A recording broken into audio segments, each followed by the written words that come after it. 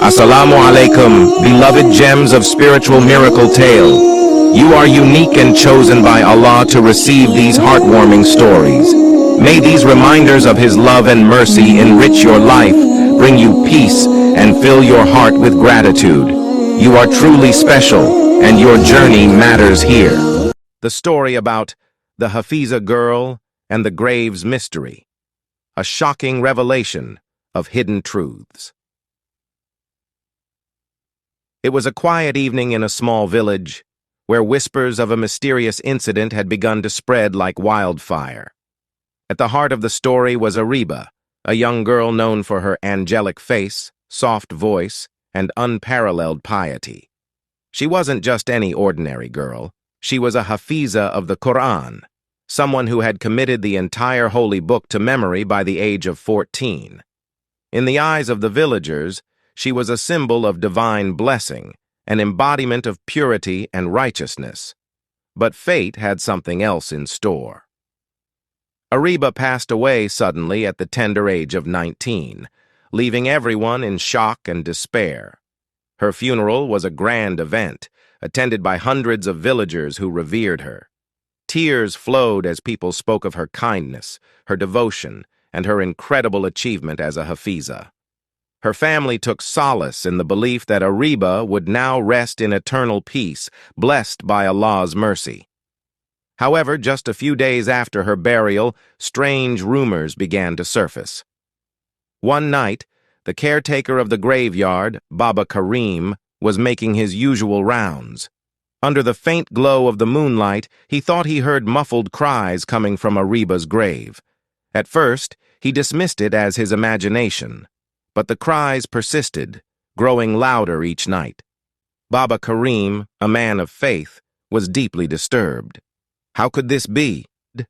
He whispered to himself. A Hafiza of the Quran. Why would her grave echo with sounds of torment? Unable to contain his anxiety, Baba Karim confided in the village imam, Maulana Qasim. The imam was equally perplexed, but urged caution. We cannot jump to conclusions, he said. Let us observe for a few more nights before informing the family. By now, the rumor had reached every corner of the village. People began gathering outside the graveyard at night, straining their ears to hear the unsettling cries. The once peaceful graveyard became a place of fear and curiosity. After much deliberation, Ariba's father, a man of strong faith, decided to have the grave opened under the supervision of Maulana Qasim. The villagers gathered in hushed silence as the grave was dug. Hearts pounded, breaths were held, and eyes widened with anticipation. What they found inside left everyone in utter disbelief. Ariba's body was intact, her face as beautiful as ever, but the signs of torment were undeniable. Her shroud was torn, her fingers bruised, as if she had tried to claw her way out. It was a sight that sent shivers down the spines of even the most steadfast believers.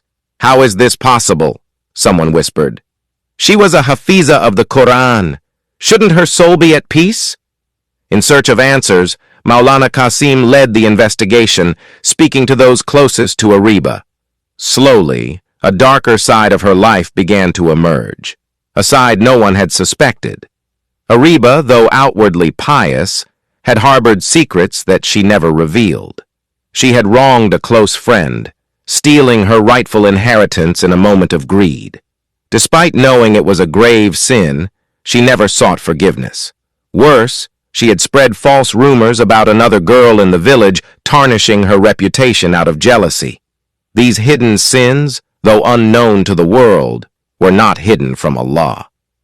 The imam addressed the crowd with a trembling voice. Let this be a lesson for us all.